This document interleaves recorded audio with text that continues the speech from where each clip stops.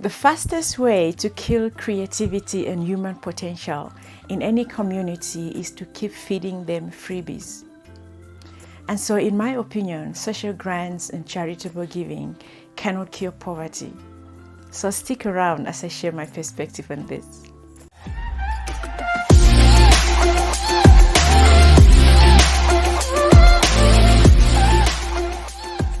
Hello everyone and welcome to another video.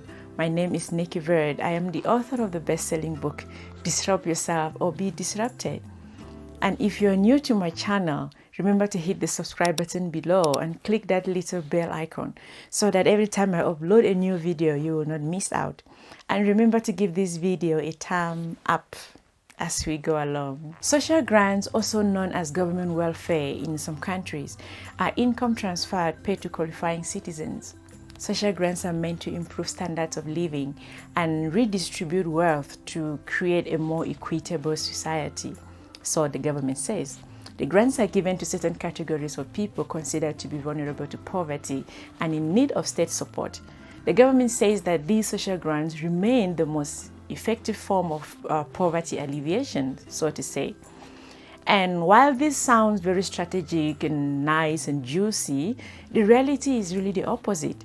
When the government begins to throw money at poverty or to sponsor human basic needs like food, housing, electricity, clothing, this only encourages an ever-growing handout of queues in government offices. Government grants have the same effect, just like charitable giving. They diminish creativity and the dignity of the poor while increasing their dependency on government. According to statistics, the number of people receiving social grants in South Africa increased from 2.9 million in 1994 to about 4 million in the year 2000.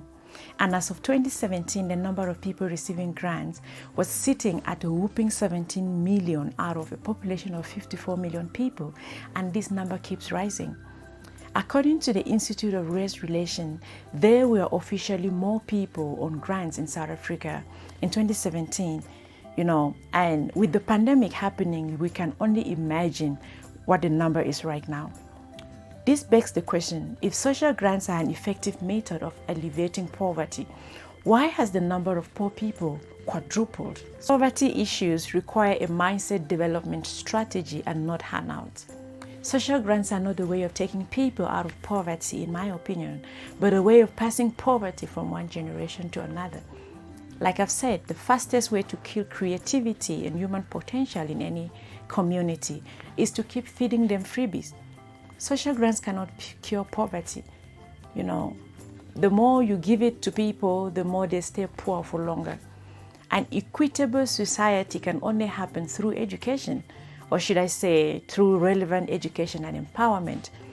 Because right now with what is happening with COVID-19, I see a lot of governments and NGOs and even private sectors pouring money into feeding schemes for people. It's a good thing. It's really a good thing that people should have food.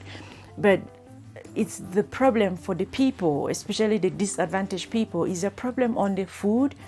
When the pandemic is over at some point and these feeding schemes are over, what will happen to these people if they are not given the skills that will help them sustain or live a better life beyond the pandemic or beyond hunger or beyond the food that they need? So these are questions that I keep wondering and pondering on. Like, how about if the government can think of ways to connect these people, the same people that need food, if the government can connect them, let them be part of the connected world. If the government can build some sort of Wi-Fi and give them access to the internet in these disadvantaged communities so that these people can learn how to create things for themselves, create opportunities for themselves on the internet. Use technology. They can be able to use technology to solve some of the problems in their community and perhaps create employment for themselves and for others. But this cannot happen if they are completely cut off, which then addresses the issue of the digital divide. So education is not about building more schools and building more classrooms and bringing benches, to these disadvantaged communities.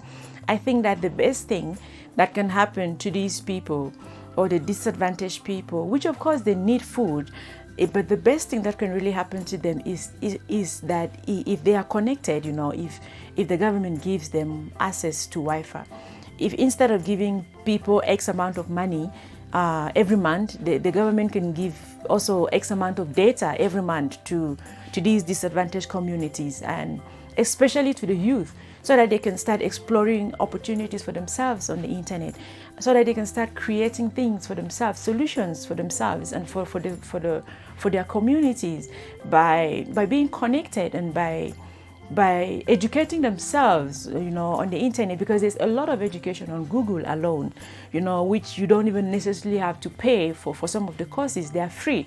But if people don't have access, to the internet, they are not able to empower themselves.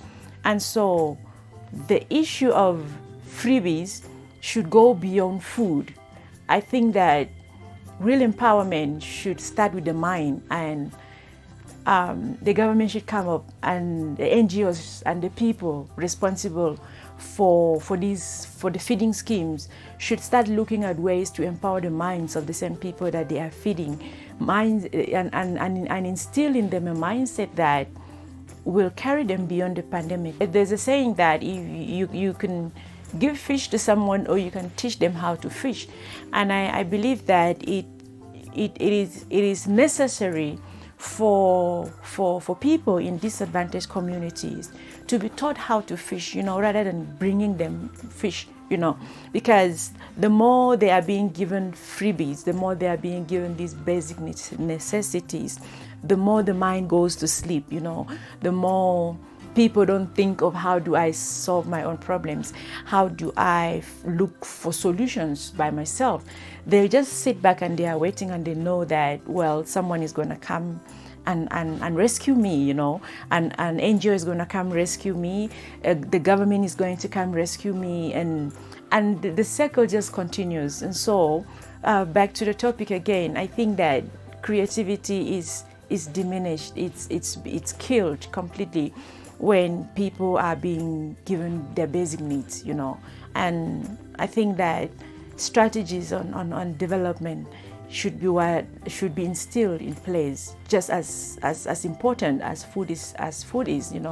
These strategies for development should be put in place, and these people, more than anything, should be connected, so that they will not be left behind, as technology is growing faster and exponentially every day, and the pandemic is driving us into a digital transformation as never seen before. The people in the less privileged communities should not be left behind. And if the government and the people putting these feeding schemes together for them are not taking that into consideration, then we have a problem, because when the pandemic is over and the feeding schemes are over, the people will be back to ground zero. They will be back to where they started, with nothing and no hope and no life, no future. So people should be empowered. People should be given resources to create their own opportunities. And the best resources right now is in being connected, because the world is so connected, and there are a lot of opportunities online.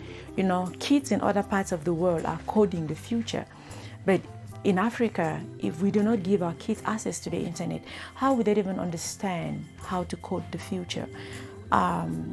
If all they know is that they are going to get free food and they are going to get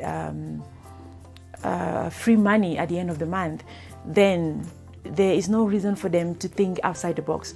There is no reason for them to be innovative. There is no reason for them to create their own solutions to solve some of the problems that the same communities are having. And so, again, the emphasis is on connecting people. The emphasis is on developing people. And the emphasis is on giving people relevant education, the kind of education that will take them beyond the pandemic. Yes, food is necessary, but most important is the fact that people should be empowered to be able to seek out their own food, basically, to be able to look for their own bread, hunt for their own meat, and basically create something for themselves. So I think that the idea of empowering the disadvantaged communities should really go beyond food. It should really go beyond, just providing basic needs without empowering the mind, because like I mentioned, the mind goes to sleep if all the people know is that the government will come through for them, or a certain NGO will come through for them, or there is a soup kitchen here and there where they can go and get free food. So more than anything, I think that strategies should be put in place for disadvantaged communities to be connected. More than anything, they should be connected. They should be given free access to the internet. They should be given free Wi-Fi. There might be those that will abuse it, of course, but there are those that will create solutions, innovative solutions that will solve some of the problems in their communities. There are those that will create solutions that will solve their own personal problems and will solve problems for others, and they can go beyond their communities and solve problems for the country, solve problems for the continent.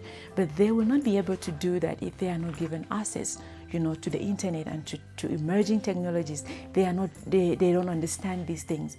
So the emphasis again is that government should empower people beyond food. Government should empower people beyond food parcels. They should empower people beyond a certain amount of money at the end of the month. People should be given a certain amount of data at the end of the month. People should be given a certain amount of access to the internet at the end of the month. People in the disadvantaged community need connectivity more than they need food. It's just they don't know it yet, but they do, because once the pandemic is over and no one is bringing free food, then what happens? Then what next?